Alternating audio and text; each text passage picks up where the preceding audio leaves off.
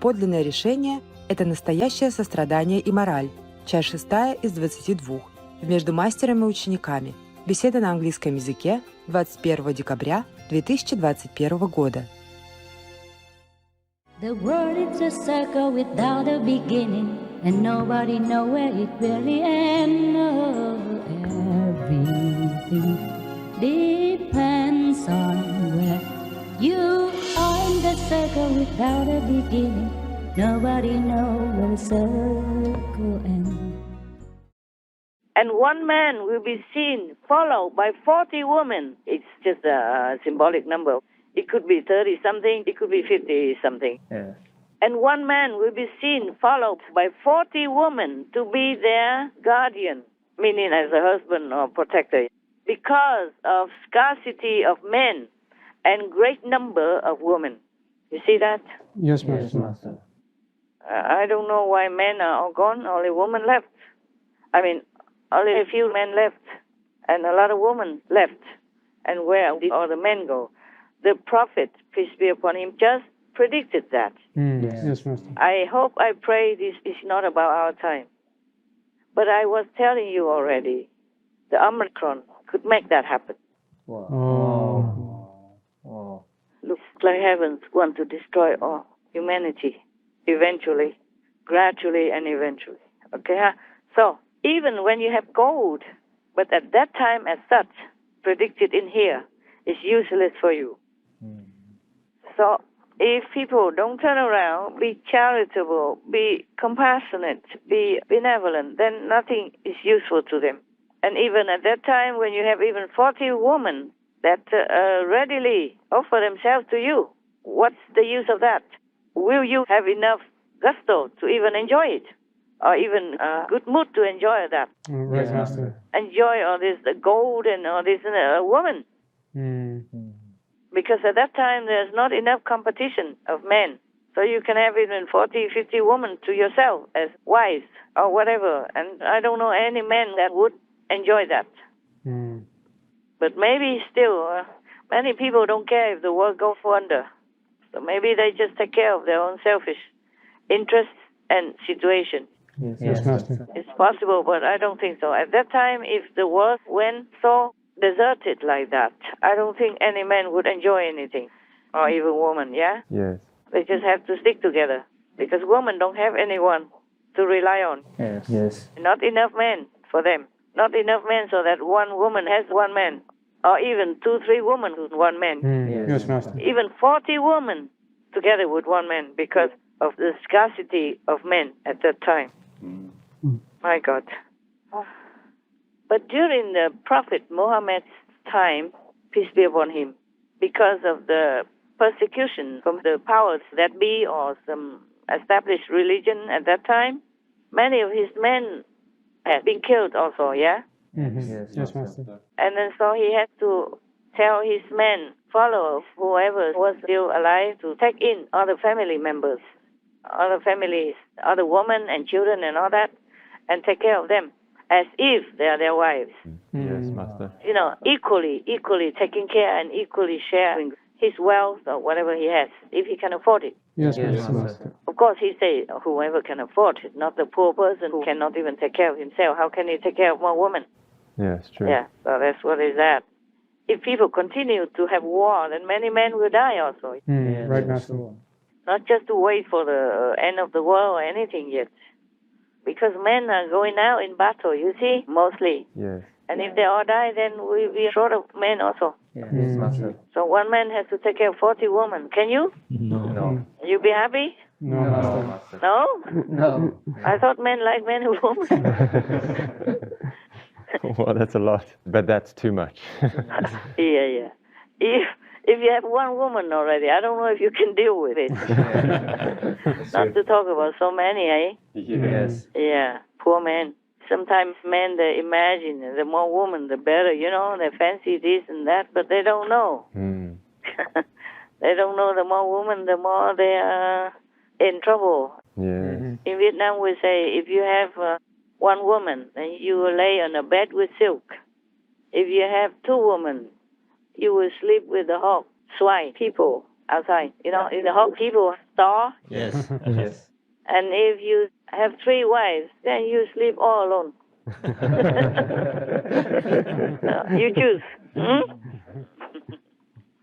You have only one woman here, and you have a lot of trouble with me, don't you? Yes. I expect a lot from you. Well, you're doing good job anyway. I just correct sometimes, but you're doing good. Okay, huh? Thank you, Master. Thank you, Master. Blessed by God that has gives you so much talent and ability. We thank God for that. Thanks, God. Yes. Thank you. Yeah.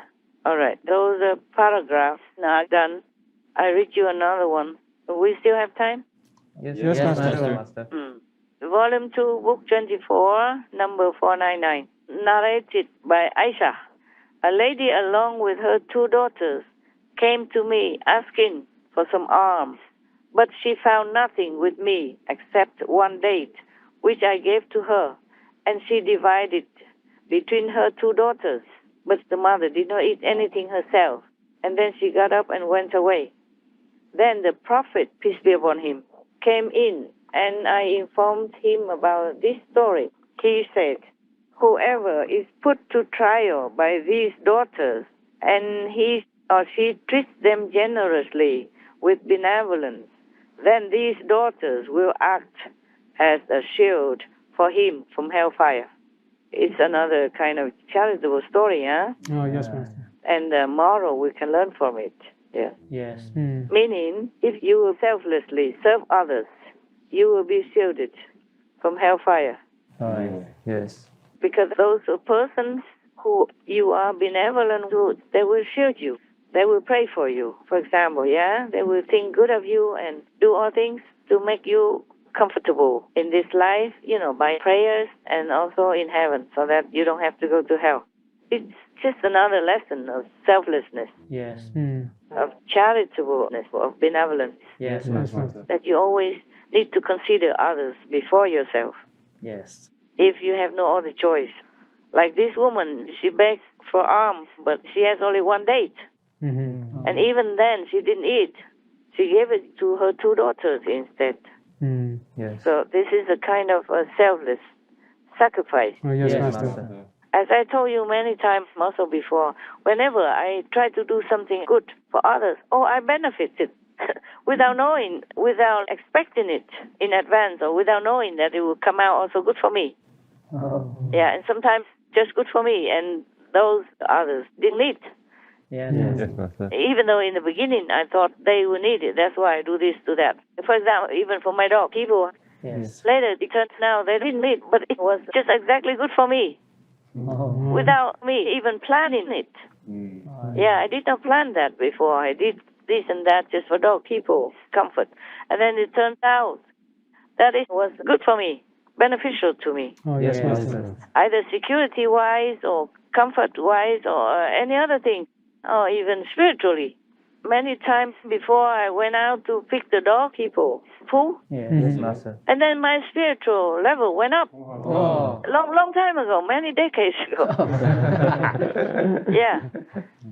And also, sometimes I just went and cleaned the people who live in ashram. Yes, Master. At the time, I had quite a few residents, and they did not clean their bathroom and toilet. I went quietly and cleaned all of them. Yes. And my spiritual level just went up too. Yes. And it's very obvious to me.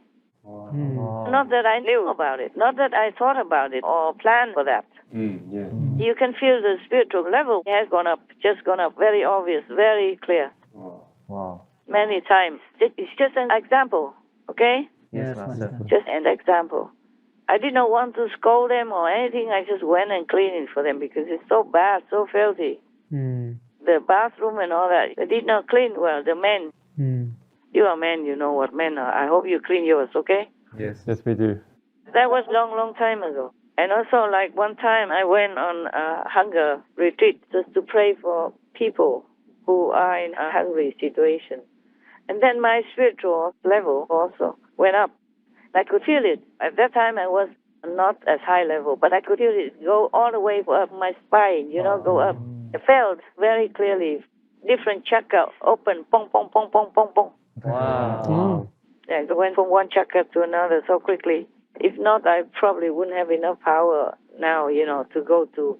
I mean, if it didn't all open and easily, I wouldn't have been able to jump to the next level or go to visit another more spiritually valuable outlet. Yes, Understand, Master. Master. Yes, Master. Nowadays, it's still like that. Different spiritual levels or outlets. Yes. Yes. You cannot just jump from one to high heaven. You have to go step by step also. And even if you know one spiritual outlet, you have to go there first, even though it's lower. Because if you don't go there, you cannot go to a higher one later. Just like the steps, the ladder?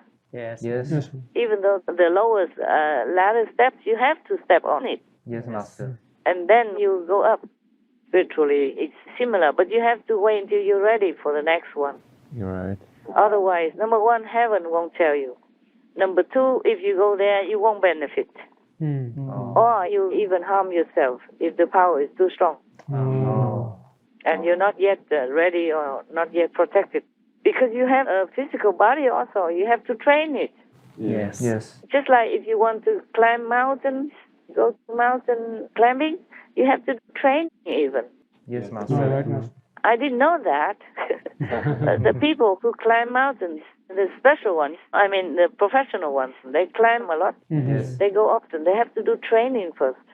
Because you have to carry things, maybe you have to have stamina. Yes. Yes, You Master. have to get physically ready. Yeah, you have to train to get used to also physical labor because you're walking. You don't drive a car up there. You walk like steep mountains, steep hills and all that, and you have to carry your own supplies.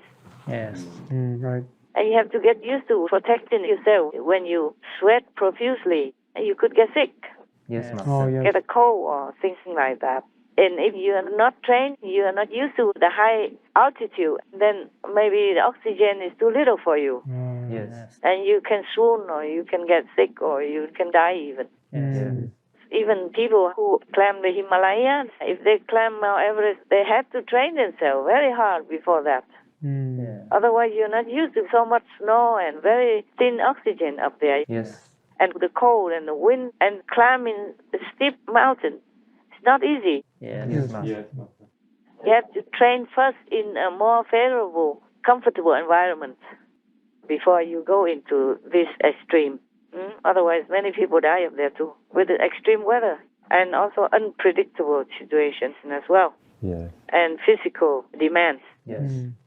Even then, they help like laborers to help them carry things. It's still not all the help that you need. You yourself must be fit and knowledgeable and used to with the harsh environment first and the difficult climb. Oh, yes, Master. And just because you think you're small, and doesn't mean you're just small at all this time you want.